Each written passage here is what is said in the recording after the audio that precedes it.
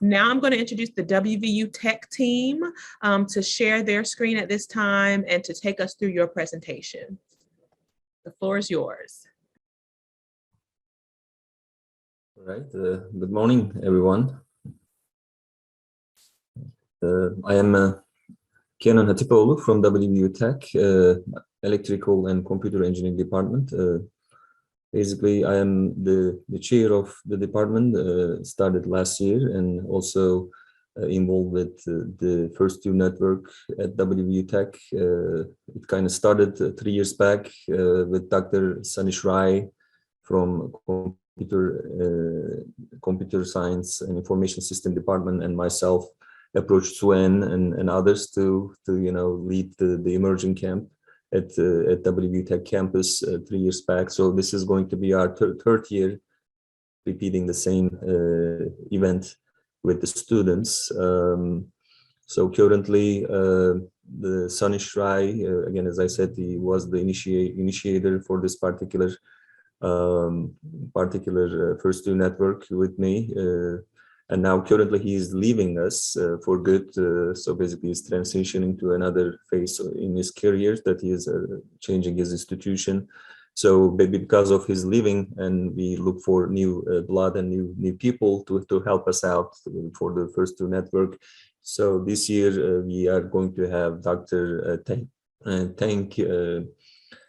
from Computer Science Department, and also from Dr. Sharon Litchfield, that he's coming from the Computer Engineering and Electrical Engineering Department to help us out to lead this particular network activities and immersion camp at WVU Tech.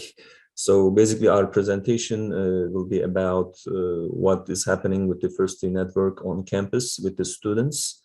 Mostly, again, mainly what's happening in the first two network activities, but on top of it, as you know, as an engineering and a science college at West Virginia, Southern West Virginia. So literally we are very much supportive to first two and also first generation students and faculty.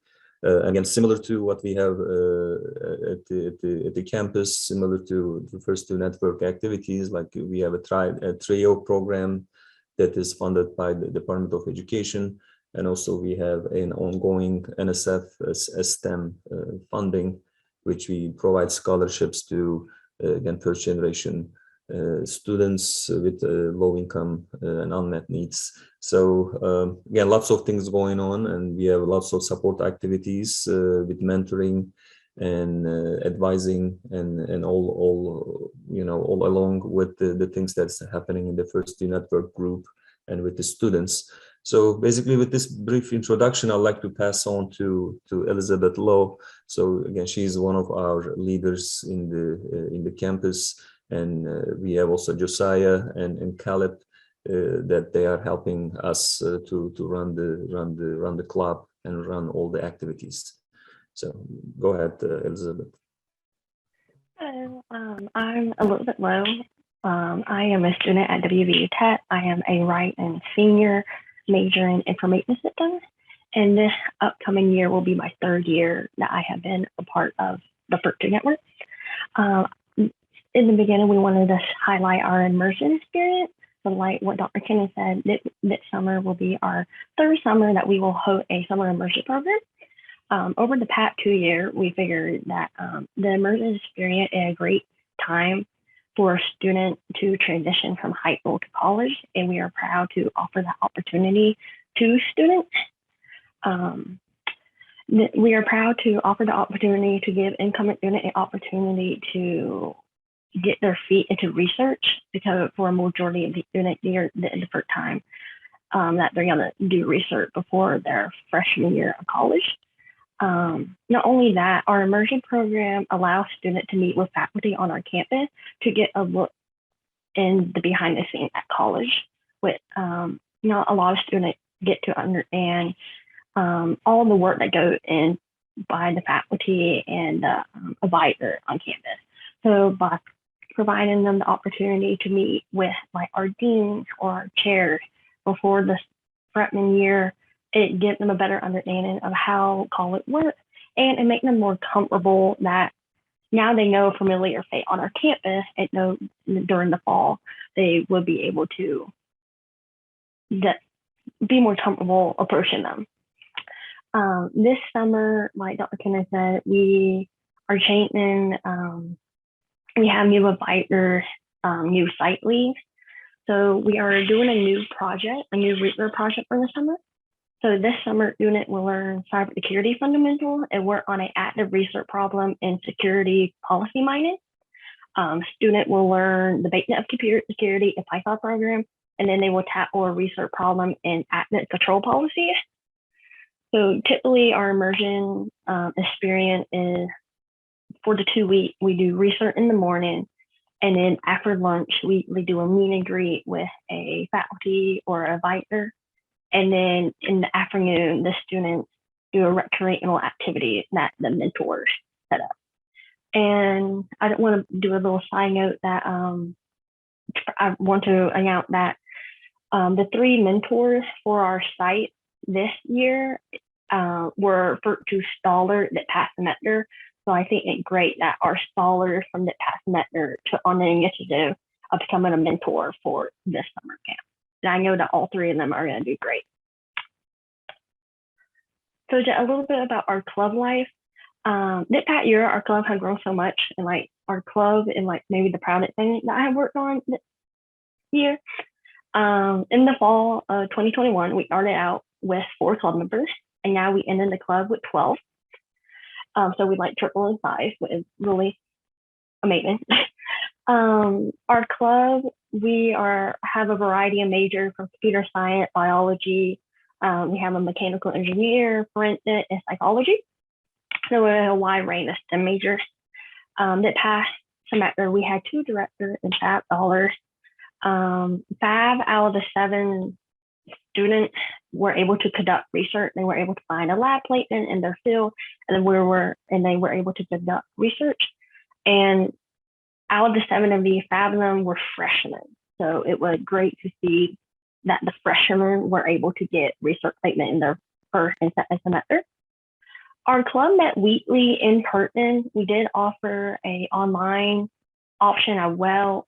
Only a few students partake in that. So for the most part, we were in person club. And so meeting in person enabled us to do activities in the meeting as well. So like we played card games and board games. A big thing that we try to do at a club is every month or every other month, depending on our network, we try to do a big activity. So in these pictures, we were able to go tubing with a guest from Marshall. Ashley was able to join us for that trip. And then on the bottom, we were able to go to the Lost Cavern with multiple clubs. So I know WVU, Marshall, and West Virginia State University were able to join us on that. But other smaller activity that we have done is like hiking or zip lining or mini golf. So we try to do monthly or every other month activities at a club to just offer students a way to relax during the semester. And I'm very excited to see how next year's club will go. Another thing that we did at a club was we held our first research conference. I knew that almost all of the students did research, so I wanted to give them the opportunity to present their research, like why I think it's important to show everyone what you have done.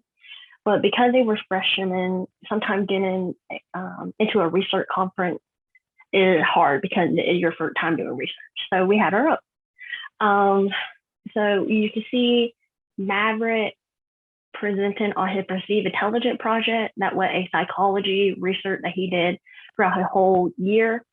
In the middle, we see Faith forensic modeling. And then on the right, we see Caleb's ABA policies. All the scholars who were mostly freshmen love being able to show all the hard work that they have done. And at a club, we like learning more about what everyone did that year. So it was a great opportunity to see what everyone did, because throughout the whole year, we like, yeah, we're doing research, you're doing research, but like none of us knew what each other were doing. So that was a great informal presentation that all the students did well on. I'm very proud of them. So in the WVU Tech PDA that Josiah Baker, who is another director on campus, and I did.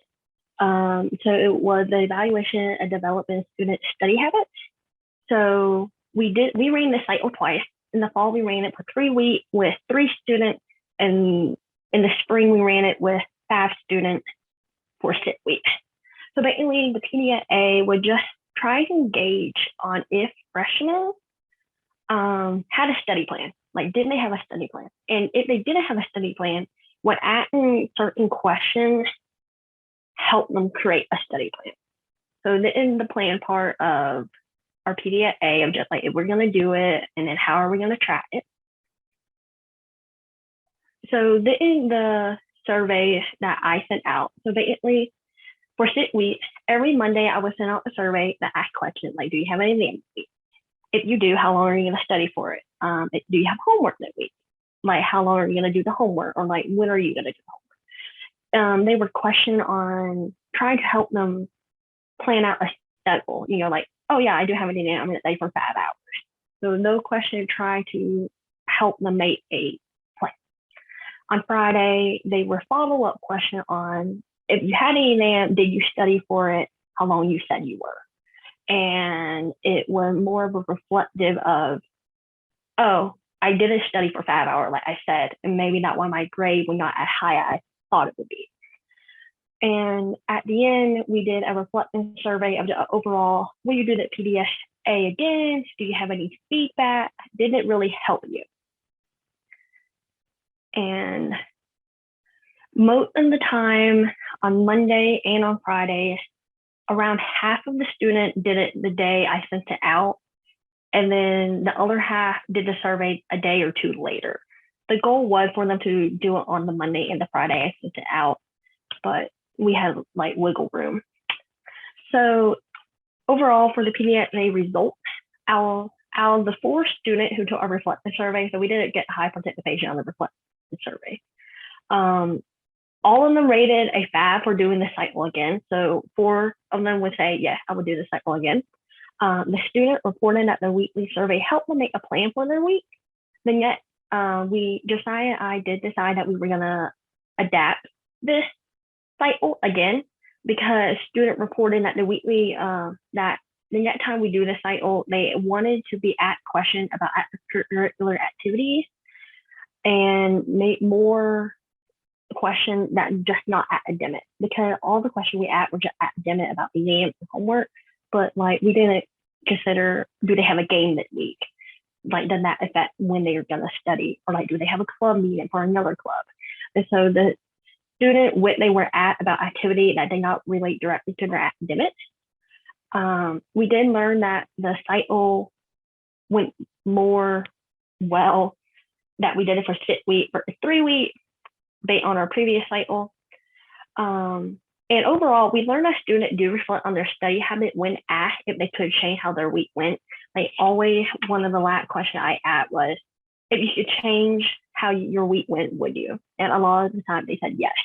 And so I think if we do it again next semester with the more questions, that students will finally get in the habit of, well, that week didn't go out well, that week I should make a change. And that is the PDA that WVU Tech. All right, thank you, Elizabeth. As you can see that, we are very proud of our student leaders in WVU Tech's First Two Network student organization. So again, some of the challenges still, again, students are having issues with the gaining and retaining members, finding new and approaching new students and retaining them in the group. And also, we also like to increase the faculty and staff participation in the club activities, and having people from other student support services to be more involved with the organization. I mean, our goal here is to maybe have like one faculty from each department to be involved with the First Two Network. And also, again, we have some student advisors in the freshman time. So from the student Success Office. We would like to have someone to participate in the activities. And also another challenge is to come up with the project ideas, and the faculty having time to lead those projects with the students effectively, and eventually matching them with the First Two network. So again, lots of opportunities out there, but we'd like to do it more efficiently in the coming years. And then the final slide with this, again, we are basically happy to be the part of First Two Network, and we are looking forward to have more collaboration, more work to do with the First Two Network and colleagues across the West Virginia. Again, we are open to collaborate and work with you guys all together. I'm happy to be with you and happy to improve the way that things are moving forward. And I would like to thank students to just run the show as a student-oriented, student-focused group. Yeah, we are very pleased to be with you, and thank you for having us today.